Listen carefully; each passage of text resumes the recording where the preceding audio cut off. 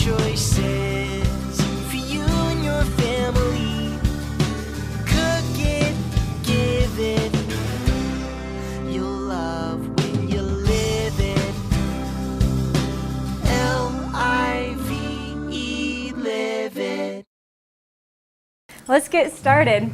For those of you that don't know me, I'm Andrea Miller, and I'm a registered dietitian and certified diabetes educator here at community hospitals and wellness centers in Bryan. And today I have a newbie with me. I have Angelia Foster. She's our brand new VP of Human Resources. So let's give her a round of applause and welcome her to Live It, Cook Once, Eat Twice. So cooking can be a challenge. So I like to maximize my time in the kitchen, and when I'm doing some cooking, I like to cook a lot. And nobody likes to eat the same things for days and days over and over again. So I'm going to show you some different things that you can do with your leftover chicken. So, or turkey, with it being November, we have a big turkey day coming up. Everybody's going to have plentiful turkey at the end of the month. So these recipes, you can do them with turkey as well. I don't know that you're going to be able to fit your turkey in a crock pot, but at least you have something to do with some of the leftovers. Excellent. So we are actually going to be cooking our chicken, a whole raw chicken, in a crock pot. So you probably are not going to get the same crispy skin as you do in the oven, but it's just a really easy way to do it, and sometimes you need a little bit of easy in your life, and we're not going to eat the skin anyways. We're going to take it off, so it's okay. Plus, it's really, really tender when you cook it in the crock pot. My kids love it because I have little ones, yes. 2 and 4, and they like tender, moist chicken, not dry chicken. So we're going to get started right away with our chicken. Okay. So we're going to put on some gloves, because chicken has salmonella, or can have salmonella, on the skin. So we're going to be extra careful to use food safety techniques and put on our gloves and make sure that we're not getting salmonella everywhere. So our chicken is covered right now. We have a whole chicken. So I'm going to uncover it. You don't even have to wash it off. Angelia has some foil balls. So I just rolled some balls into foil. We're going to put that in the bottom of our crock pot just to keep the chicken from cooking in its own skin, or in its own drippings. Obviously it's going to cook in its skin, its drippings. So do you want to go ahead and set the chicken in the crock pot? And so you just set it on top of the You aluminum just set it right foil? on top of the aluminum foil. Okay. You could also use like little glass ramekins, or like little tiny prep bowls in the bottom if you want something reusable. Or you don't have to do anything at all. This is a super easy recipe. Anything goes.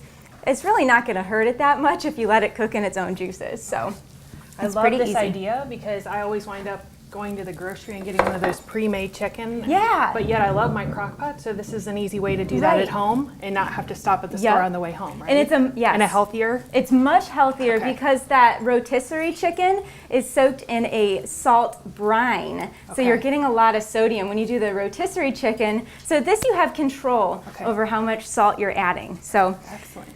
So now this is completely optional, and I'll let Angelia do it if you would like. We're going to sprinkle just a little poultry seasoning over it. Everybody in front of you with the recipe, it shows you some different options that you can use here for seasoning. You could use poultry seasoning. You could use like just an herb mix, herbs de Provence or garlic. You can stick a little lemon under the skin. Or you don't have to do anything at all. You don't have to season it whatsoever. In fact, I don't at home because I know that my kids are going to dip it in ketchup anyways. So everything's just a device to ketchup, right? Right, right.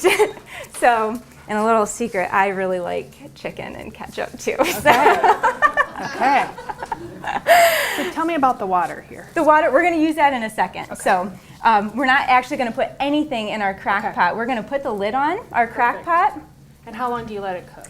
4 hours on high, or 8 hours on low, or until it reaches an internal temperature of 180 degrees. So it has And where to, do we check the temperature? well, if you have like an instant read thermometer, you can stick it in the center and make sure it comes to 180. Or a visual guide, if it's falling off the bone, it's done. Okay. And that's how I like it. I like it to fall off the bone. It's a lot easier to manage. It is. Yep. So, Okay. and my least favorite thing in the kitchen is working with raw meat. I hate working with raw meat. So if I can put it in a crock pot and then I don't have to think about it anymore, that's what I like to do. So Okay. now we're gonna get this out of here. Okay. So we're just gonna set it over here. Okay. And I am going to take off my gloves. And again, since we talked about the salmonella, we have some sanitation hand wipes. And we even have some food safe sanitation wipes that we're going to wipe down the countertop. Okay. All right, so now that we're all cleaned up, we're gonna fast forward 4 Okay. hours. Excellent. Even better than when I do it at home. Yes, and we have a chicken that's already done for us in a separate crock pot. So this is what it looks like when it's all done, and I'm gonna try to tip it so you can see it a little bit. You can see there's a lot of liquid in there, but we didn't Which add is why any we did liquid, that. Yeah. right? So we're gonna talk about that in a second. Okay.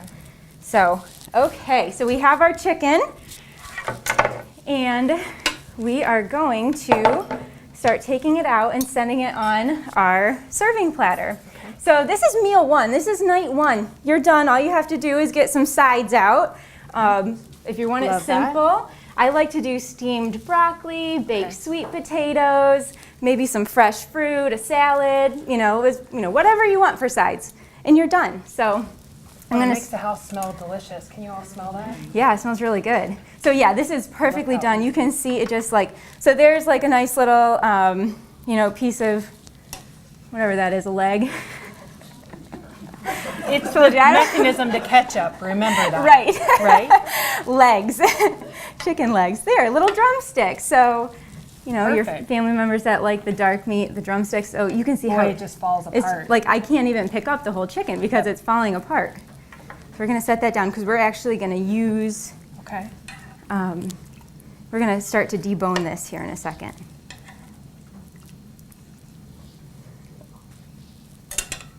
So there's like a nice, This was really simple. yeah. I could do this in the 5 minutes. That's as why I'm I walking out named the door, recipe right? the easiest crock pot chicken ever. That's awesome. So some of those little pieces over there, they're kind of funny looking. We're going to use those though. I'm going to give you a little bonus recipe today. Okay. I decided at the last minute, everybody needs to know how to do a bone broth because Oh, yeah, instead of Thanksgiving's buying it. Thanksgiving's coming up, and we all have this turkey bone mess, That's right. and a lot of people throw it away, but it makes a really good soup. Okay. So I'm going to show you how to make a broth out of it. All right, so we're just gonna, that's good enough for now. Okay. I'm actually going to, so we can start, if you want to start, and would you like gloves for this? Yes. Okay. I'm going to have Angelia start just kind of pick Pulling out it some of apart? the bigger pieces of meat here. Okay. And I'm going to do something special with that liquid. I told you I was going to talk about it. So this is like the easiest carving a piece of, or a poultry that you've ever done because you don't have to do any carving. It just falls apart.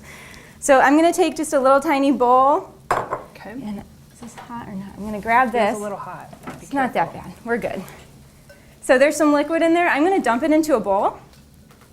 Now this is something new that I learned from Live It. I never did this before. I'd always throw that away because I thought it was just fat. And actually, it's not just fat. There's actually a lot of gelatin in there.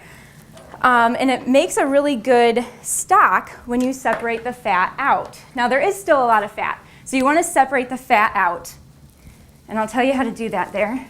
Get that out of the way. So you can see it kind of already starting to separate. Cover this up, put it in your refrigerator. You can skim the fat off then because it'll separate. It'll make a solid layer of gelatin and a solid layer of fat. You skim the fat off and it looks like chicken jello. So, which I probably would not recommend serving to your family as a dessert. But it's a really great addition to recipes like a pan sauce or a soup, a chicken noodle soup, which you have the recipe for the chicken noodle soup in front of you, a basic chicken noodle soup. I'm not going to do that today, but you know, again, a simple chicken noodle soup, this is a great base for it. So, so that's it for that. You can. How long can you keep that? I would probably keep it for up to a week, but I'd imagine you could freeze it. Okay. So, excellent. Actually, I wanted this back. Okay, it's making me hungry. I didn't have lunch yet. Back with the crock pot. One more thing with the crock pot here. So I have my crock pot. I'm not even going to wash it. You don't have to do it to wash it yet. We're going to add the chicken bones back into the crock pot along with a couple other things. I have a roughly chopped carrot and celery. I'm going to throw that in. So again, you can do this the same night that you're serving. You want me to add this here? Yep, go ahead. Any chicken bones you can add right in there. Perfect. I have a couple garlic cloves. I'm not even going to peel them because you're going to strain this with a strainer. So I'm just going to smash them and toss them in because it's just adding flavor. I'm going to use a lemon, about a half a lemon, and I'm just going to squeeze a little bit of the juice in. And I'm just going to toss the lemon in there. Because you're going to strain all this, You're going to right? strain it all. Okay. Yep, it's all coming out of there. It's just adding flavor to your bone broth, or, well, I guess it'd be a broth, because a broth is a flavored liquid. So a stock means it's just bones and it's completely unflavored. I actually learned that today, well, not today, but as I was doing research for this as well. I never knew the difference between a stock and a broth. Most people use them interchangeably, but there actually is a difference. We're going to use a little bit of onion as well. I'll set that over there. This is a huge onion. I'm just going to take a little bit of the outer layer off. I'm going to leave most of it on though. And I'm just going to kind of dice it up a little bit. And I'm going to throw that in there as well. Now the water. Okay. So we have our bones, we have some carrots, celery, onion, lemon. In place of the lemon, you can also use 2 tablespoons of apple cider vinegar, or my personal favorite, white wine. I much prefer the flavor of white wine in a bone broth. So and you just need a little bit, couple tablespoons, quarter cup or so. You can still serve it to your kids. The alcohol's going to cook off and just leave the flavor. And that's taking forever. We're going to try to get the top off here. But yet we get to drink it while we're cooking, right? Yes. Okay. Absolutely. Right. So yeah, get one that you don't mind drinking. I usually get a cheaper wine if I'm going to cook with it, but you know, if you're going to drink the rest of the bottle, you might as well get something at least halfway decent. That's right. All right. How long do you let that cook? This? Good question. You have to let it cook for quite a while in your crock pot, at least 12 hours on low, up to 24 hours.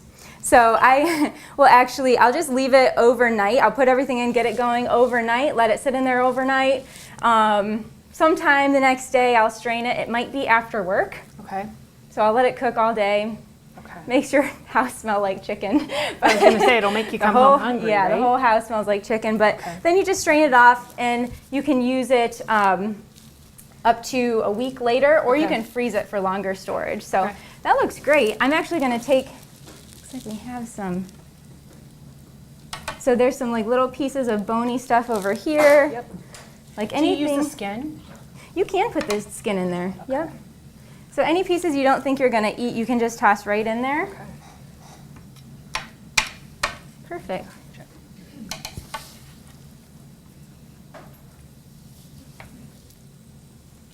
All right. Looks good. And of course you can throw your little, drumsticks in there as well after, you're done eating the meat off of them. So that looks good enough for now. We'll set that kind of off to the side and we'll get that covered. You can do this with turkey bones as well. You're going to have a lot more turkey bones, so you might need to make a couple batches of bone broth for that. And you can freeze. You can freeze the bones if you're not ready to use them right away. Okay. So okay, we're going to get ready with our second meal here, or actually our third, because we kind of did the broth and talked about the soup. So we're going to get our casserole going. So our meat's done. That's cooked. We'll add that to our casserole. I have some water almost boiling here. We're going to get some pasta thrown in. Actually, even though it's not quite boiling yet, we are going to go ahead and throw it in. It was boiling a few minutes ago. So we need about 8 ounces of pasta. So this is a 12-ounce batch. So I'm just going to I'm going to eyeball it and try to leave about 4 ounces remaining. Maybe a tiny bit. Looks good. That would be why it's not boiling. It's not lit. There we go. Okay. These things are a little finicky sometimes. Okay.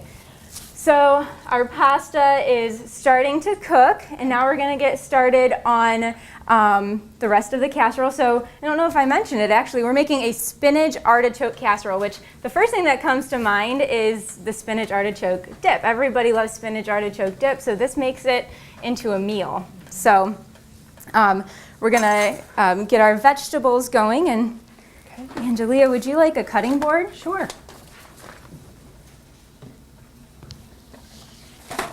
Here's your cutting board. We have a lot of stuff today. Yep. I have a knife. Okay. The original recipe only had onion in it, but we are going to use a little bit of zucchini as well. We just need about a half a cup of onion here. So I'm just going to take about a quarter of this onion and just dice it up real quick. And before I do that, I'm going to put a little bit of olive oil in our skillet. Give our onion a quick chop. You can either do it finely chopped or not so finely chopped. So that looks like about a half a cup. I have a dietitian's eye. I'm not going to measure. Okay. If you struggle with that, go ahead and measure. All right, and then we're going to use about a cup of the zucchini. So, Angelia, I'll have you help me cut the zucchini. I'll cut it in half. Give you half. Okay. So we're just going to cut it into like large, like sticks, kind of. Okay. So as I was prepping, my son last night gave me some facts around the food that we were making today.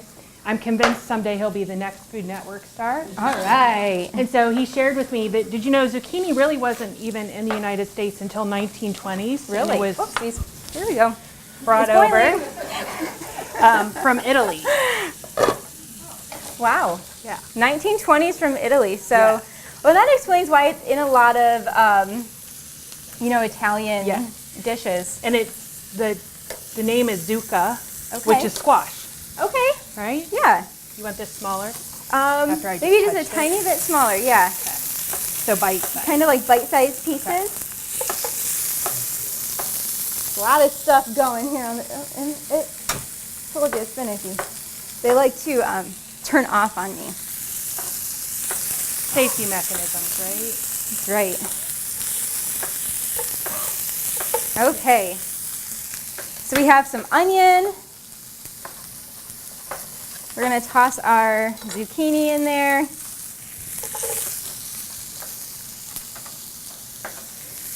That going. Again, about a cup of zucchini. And you keep the skin on, right? I do, yep. Whenever I can, I keep the skin on any vegetable or fruit because actually a lot of the nutrients are in the skin. You can see how bright green the skin is. Okay. you know that if something is that bright green or that purple or that red, that it's a really good source of antioxidant phytonutrients. So, and fiber. Fiber is a big one. So keep the skin on to get more fiber. Okay. What else can I be doing for you? All right, so the next thing we are going to do is we're going to add some spinach. Okay. So I'm just using frozen spinach because it's easy, about anywhere from a 10 to 16 ounce package of frozen spinach. And it does say to get some of the water out of it. Okay. Let's see, we're going to go ahead and use our towel here. And I have another bowl. So I'm just going to lay my towel over the bowl and dump that in. And then if you want to try to squeeze some of the water out of that, we're going to... Pretty juicy. Yeah, it does have a lot of liquid. Now if you don't get it all out, that's okay. Maybe just cut back a tad on the milk that we're going to add. Okay. So this is a little bit of a healthier casserole. Most people, when they make a casserole, they add like a canned soup or, some type of, like a cream of mushroom or chicken or something like that soup. This doesn't have anything like that in it. We're starting with all fresh ingredients, so the sodium content is going to be much lower than what it would be. All right, so these are pretty tender, so we're just going to go ahead and we're going to dump the whole thing of spinach into our zucchini and onions and just kind of work that in until it's heated through.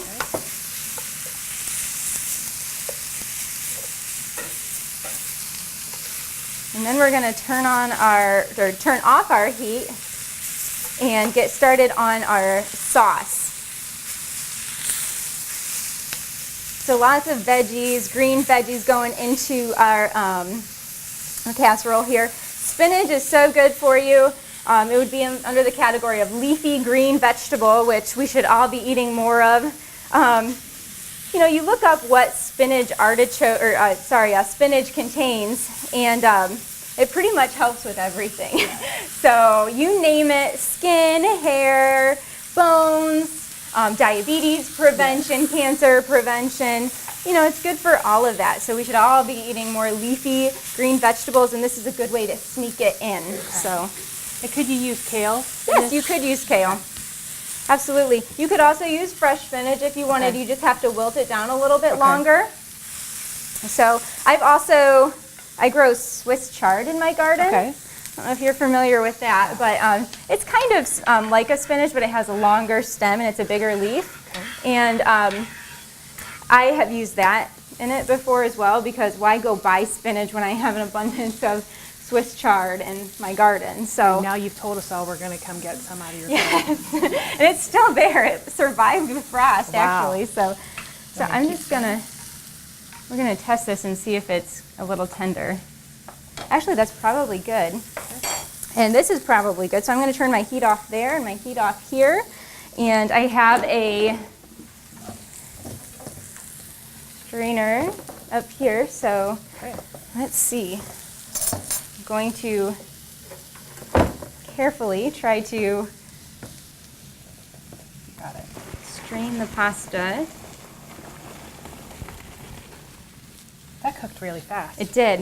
And actually, so it can be a little bit underdone because you're going to let it soak in your sauce actually overnight. Okay. And it's going to absorb some liquid there, and then you're going to bake it again. So if it's too overdone, you're going to end up with mushy pasta. So I'd prefer on the side of being a little bit underdone in this first step.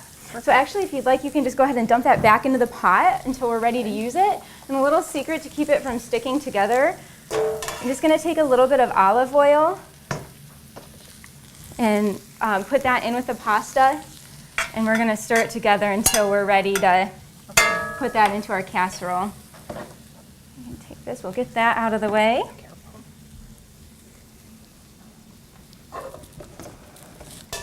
Okay, so our pasta's ready. We have our chicken over there.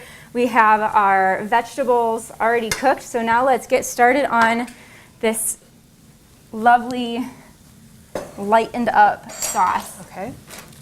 So we have a cup and a quarter of milk. You can use any type of milk. This is probably skim. I'll let you open that up and dump it in. And I have 2 eggs, so I will do the correct way, and I'm going to crack them in a separate container here.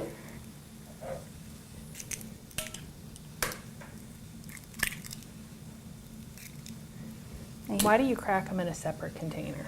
I crack them in a separate container because, well, the milk is white. So if I were to get a eggshell into my white eggs or my white milk, then I wouldn't be able to see it, so it'd be hard to get out. But now, I mean, the eggs are clear, so I could see if there was a shell in there. Okay. I've also heard that if you crack an egg into a separate bowl and you smell it or see that it's a bad egg, which I've never gotten a bad egg, so you can see that it's bad and you don't ruin the rest of your recipe. So we are going to dump that in, and then if you'd like to whisk, I'm gonna my hands a little bit. And the egg is for binding, is that right? It will bind it all together, yep. And then we're gonna add a little bit of seasoning to that. I have some Italian seasoning. What does the recipe say, audience? How much Italian seasoning did we add? A teaspoon? All right, and then this is also a last minute addition. It's a pinch of cayenne pepper. Oh, yum. Just to kind of make it a tiny bit spicy. And then we're also gonna add just a tiny bit of salt and pepper, because there's really not that much salt in anything else that we're adding. So I'm just gonna do a quarter of a teaspoon of salt. Now I always measure my salt because that can get out of hand. So, and then you can add as much pepper as you like, but I just did a quarter of a teaspoon as well.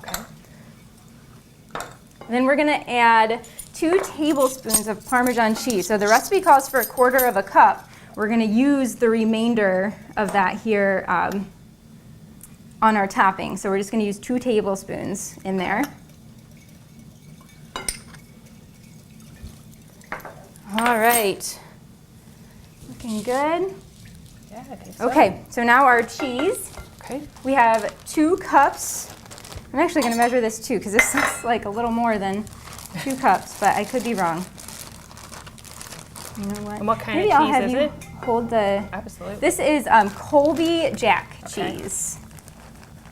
You could really experiment with several different cheeses. Mozzarella, I think, would go really well. Oh yeah. We'll do 2 heaping Okay.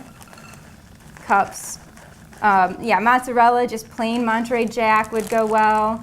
Like any Italian blend would be fine too. So. Because you can normally get kids to eat it if there's cheese involved. Yes. Right? Cheese or ketchup. Yeah. It's cheese and pasta. Just eat it. It's macaroni and cheese, right? Yes, exactly. Yes. Kids or husbands, that's correct. All right, so we have our cheese in there. It really thickened it up. It did. It thickened it. So we're gonna add this is canned artichoke hearts. So we're gonna add that in. Why not fresh artichokes? Has anybody ever tried to use fresh artichokes? I looked that up. I've done it once. No way. And an artichoke is big, and you can only eat a little bit of it. It comes from the thistle family, yeah, right? it does, yeah. And so my son was saying, Mom, that's probably not an easy thing to do fresh. Yeah, so when you do the whole artichoke, a lot of people like to take the leaves off and then they dip it in butter and then they scrape the meat off of the leaf, but then you have to throw the other part of the leaf away.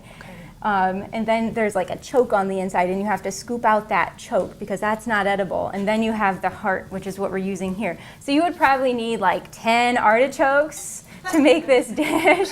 So it would take a very significant amount of time, much longer, to make this recipe. Right? This is much easier. So yes, it adds a little bit of salt. I've never found them frozen in this area, but apparently you can buy frozen artichoke hearts. If you can find them, buy 10 of them. At Chief, really? Okay. Excellent. I have to look harder. Okay. So did you know that the artichokes for the United States are made in California? And that they actually consider themselves the artichoke capital of the world. California is the artichoke capital of the world. I told you that 14-year-old was after it last night. So you're kind of channeling, I feel like you're channeling Alton Brown a little bit. right? That's what Davis is like, yeah. Yeah. That's awesome. I love how our sous chefs bring different personalities. Well, and I think what's important is I have 5 kids. I only have one still at home, and he's kind of a finicky eater. So the more that I can have him help find the food facts, the more willing he is to try things. Exactly. So when he came to me and said, you know, Mom, artichokes sometimes taste like the whites of eggs. Did you know that? And I said, no, I never really thought about it. He goes, think about it the next time you have it. I said, okay. Wow. So you'll get to make it for us sometime soon. You know what? I have never thought of that myself. So now we're going to dump our pasta in here. I dumped our vegetables in. We're going to dump our pasta. Might need a little help. There we go. Perfect. And then we're going to get a little chicken. And I'll just have you grab, well, let's see here. We are just going to take, you know what? It's pretty chopped. I'm not even going to measure. I'm just going to kind of. And you saw it just fell off. I didn't have to do any real work, right? That looks good. Now, if it were my house, there wouldn't be this much white left, right? Right. We always tend to have dark meat left over, but I think it would make it more flavorful. You can, with the dark meat. Yep. Okay. That's right. Use whatever meat you have.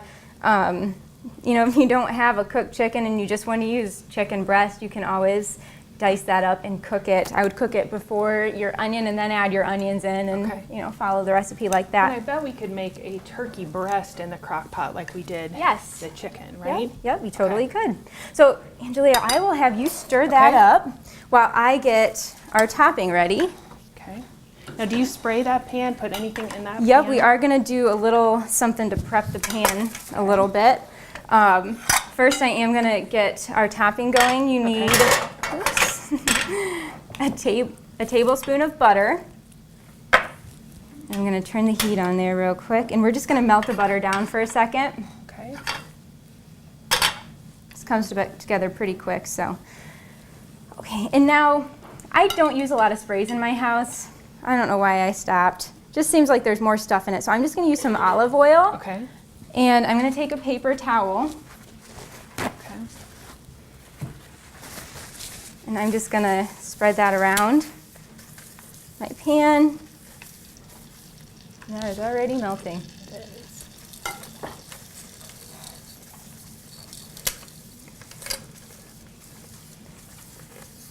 Sure, this probably adds a few more calories, but I guess it's a healthy fat. And it's olive oil. There's nothing else in it, so I feel comfortable with that. Plus, I always have olive oil, and I would always forget to buy the sprays. So our pan is done. We have our topping starting to melt there. Okay. You can go ahead and just dump. Set this over here. We're going to dump our casserole in.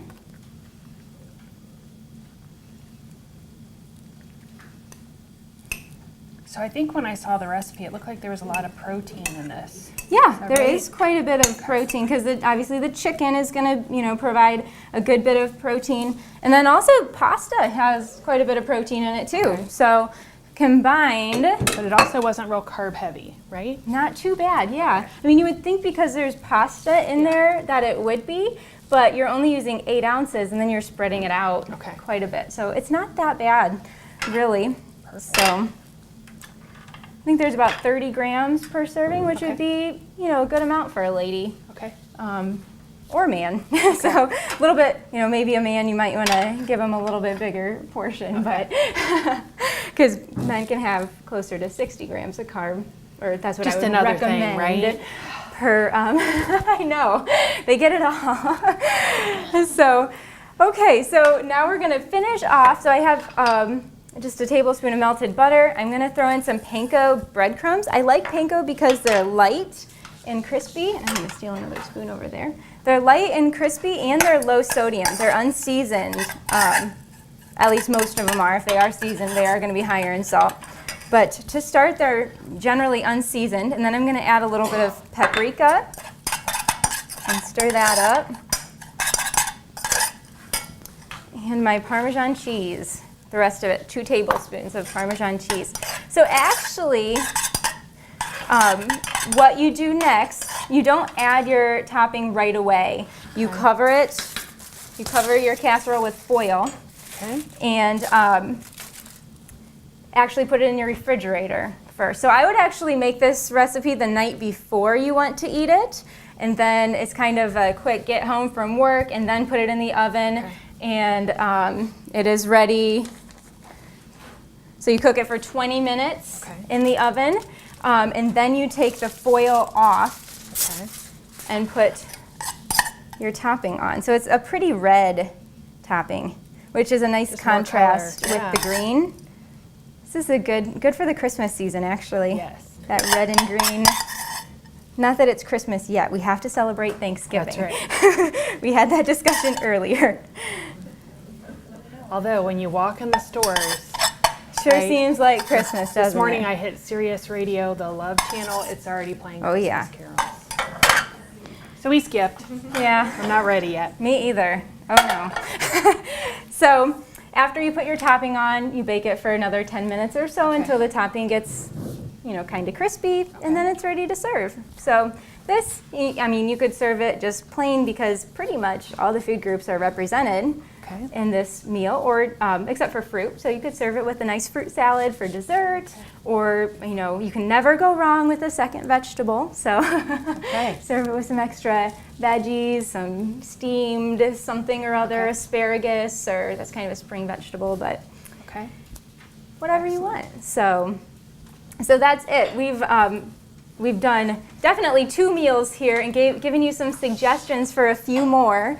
Does anybody have any questions before we wrap up? I see a lot of clean plates. They must have liked it. How was the casserole, guys? Good. Good. Excellent. Yeah. You put the white wine in the broth. Mm-hmm. What's the best, would you want the drier? The better? You would want a dryer because a sweet wine in that broth would, probably would be a little funny. So like a Chardonnay would be a good. Rieslings are often a little sweeter. I might go more the Chardonnay direction. I don't drink white wines very often, so Chardonnay's good. but Chardonnay would be dry. Yep. So, anything else? Thank you all so much for coming today, and thank you so much, Andrea, welcome. for Thank you. joining me and your fun facts Yes. about You're our welcome. veggies Thank you. today. Thanks.